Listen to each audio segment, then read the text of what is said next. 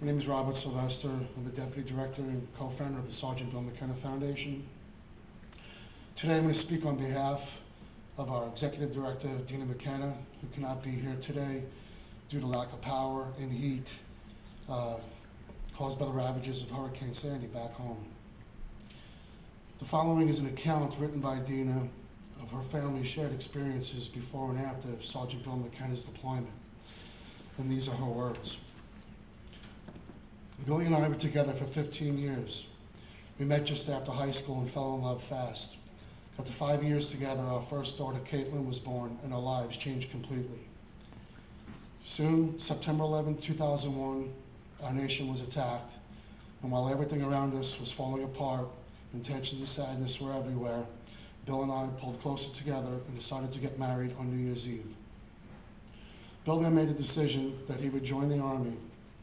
He would do the best thing he could do for our family and for our country. He was 33 years old and close to the cutoff age for the Army. He passed the exams and was in perfect physical health, and he signed a 4-year contract, and our lives changed completely. The Army chose Fort Carson, Colorado, to be our new home. Our daughter was starting kindergarten when Bill's first deployment began. He was sent to Iraq for 8 months. When he returned home, he was a different man. War changes everyone in different ways. He was diagnosed with PTSD, and that was expected. The Army told most of the wives this was going to happen and to expect changes. It was a sacrifice we all had to deal with. Shortly after his return, our second child was on the way. In 4 months after the birth of our second daughter, he was to return to Iraq. He was scared this time, and I knew something wasn't right about him. The letters I received during his deployment were much different this time. He spoke of the everlasting smell of smoke that kept him awake at night. He wanted me to send him lots of hard candies to disguise a taste in his mouth that he could not wash away. He had trouble breathing and sleeping. He said the showers made him feel dirtier. His headaches were constant and nosebleeds happened randomly. He also had dry patches on his skin, and spots that were never there before suddenly started to appear on his face and hands, the only parts of his body exposed to the air. Bill came home from Iraq on Halloween 2007. He walked into the welcome home ceremony standing tall and proud. He had lost some weight, but that seemed normal due to the food and living conditions. In the days to follow, something was wrong. He could not sit still or relax. He was tense all the time, and the Army medicated him with Ambien, Seroquel, and so many other sedatives. Bill could not readjust to family life. He couldn't handle the sounds of laughter or crying from his infant daughter. The Army medicated him more for that. He was not a family man anymore. He now suffered from PTSD, TBI, traumatic brain injury, sleep apnea, tinnitus, and chronic back pain. With these injuries combined, he could not perform his duties anymore. After 6 years of service, he was being medically discharged. He took the offer of vocational rehab and we moved to Florida, where he returned to UTI, a technical school, to further his career as a high-performance engine mechanic. Again, our lives changed completely. Now, living in Florida, the adjustment from sergeant to student was very difficult for him. He was easily frustrated and angry all the time. There was constant pain in his back and soldiers. A tumor started to show on his jawbone.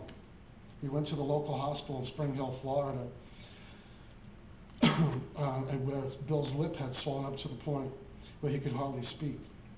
The doctors told us it was a food allergy and gave him a steroid shot from an EpiPen, and again told him it was just a food allergy. We had no insurance, so they didn't do any more tests to find out what was really wrong. The tumor went down after a few weeks, and he completed his schooling. He was now an expert at his trade with a certificate and began to look for work. It didn't take him long to find a job, but then the tumor returned. He had other symptoms as well. He couldn't catch his breath.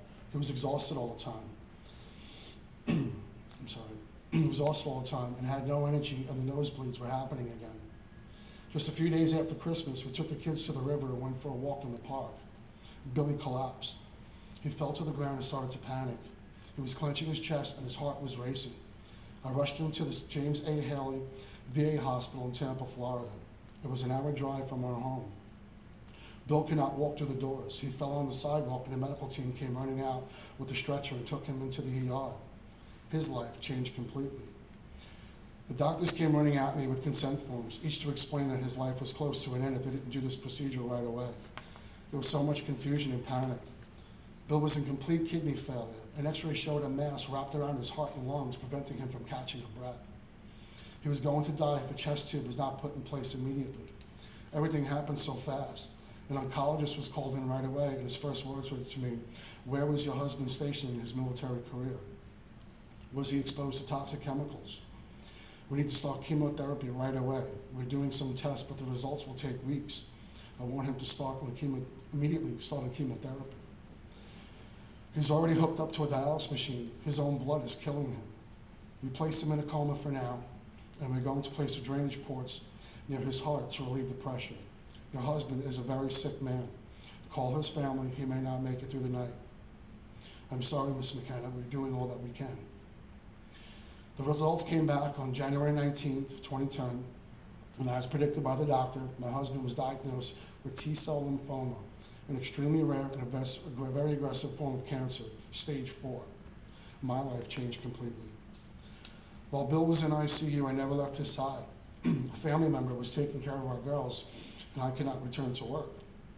I could not walk out of the room for fear of him waking up and not seeing me there. I was frozen in time. A VA rep visited me and started the paperwork for claims. The days passed and the bills began to pile up. While we were waiting to hear back from the VA, weeks went by and we heard nothing. No matter how many times I called the Department of Veterans Affairs, I was told the same thing. There are many soldiers waiting for claims to be processed, and I would have to wait my turn. My rent was due, my electric was disconnected, and we were facing eviction. I started to write letters to congressmen and senators both in New York and Florida. All the responses I received basically said the same thing. They would expedite my claims, and it would take at least 6 more weeks before I would get a response. Finally, the papers came, but to my dismay, we were denied. No service connection, no aid in attendance, no unemployability insurance. I appealed, and the second claim came back with the same response. The Department of Veterans Affairs refused to admit that Billy's illnesses were war-related. When I explained this to the oncologist, she wrote a letter that confirmed that this cancer was directly caused by the chemicals and toxins released from the burn pits where Billy was stationed in Iraq. I continued to fight. My husband was dying, and our lives were changed completely. Billy underwent 11 months of chemotherapy. He was in the hospital 3 weeks a month, every month. When he was home, he was in great pain. He could not walk, he could not get out of bed, he could not feed himself. He had no appetite, and he became very angry at the world. The cancer had spread to his brain. He started to suffer from dementia. He believed he was 25 years old again, and he introduced me to the nurses as his girlfriend. He forgot he had cancer. He didn't recognize his daughters anymore. He asked me to marry him again, and I had to make the decision not to let the girls see him anymore. They were afraid of him now, and because his face was paralyzed and he lost sight in one eye, he was not the father that they knew, and not the father I wanted them to remember. Their life changed completely. Bill and I had many friends that were outraged by the amount of time that had gone by while we waited to hear what the Department of Veterans Affairs was going to do for us. They had collected donations and raised money for us to cover the bills and have food on the table. I started to receive checks from strangers who have heard about our situation on Facebook. Jill Wilkins, who had lost her husband Kevin within 5 days of a brain tumor diagnosis because of the burn pits, whom I lived in Florida, called the local news station and they did a report on what was happening to my family. After 24 hours of the report, I received a phone call from the VA granting us full benefits. Bill was awarded 100% total and permanent with service connection, aid in attendance, and unemployability insurance. If it wasn't for our friends in the public eye, I don't know what would have happened to us. It was just now days before Christmas. As much as I wanted to let Billy go and leave his broken body to end the suffering, I also wanted him to hold on till after Christmas was over. Just one more holiday together.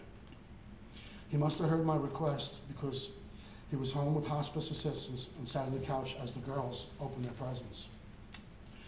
He was in so much pain with the medication that the medication wasn't working, but he still held on the best he could. On December 27, 2010, I made a decision to have him taken to the hospice home. He was now unresponsive, closed eyes, and taking very shallow, soft breaths. I knew it was very close to the end.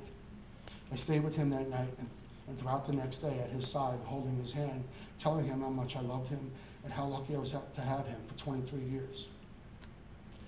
At 10:50 p.m. on December 28, 2010, he took his last breath, and our lives changed completely. That was Dina's words. It's just a little hard for me to go through that every time, even though it's been 2 years now. And even though we knew Bill's time was coming, we all took his loss extremely hard. He was a fighter, and we felt that if anybody could beat this, it would be him. After all the family had gone through, we decided that we needed to do something. We needed to find those suffering as well, and to do that, we needed to ease their pain as well. And this is why we started our foundation, the Sergeant Bill McKenna Foundation. Because for some, the war is over. For many, it has just begun. Thank you very much.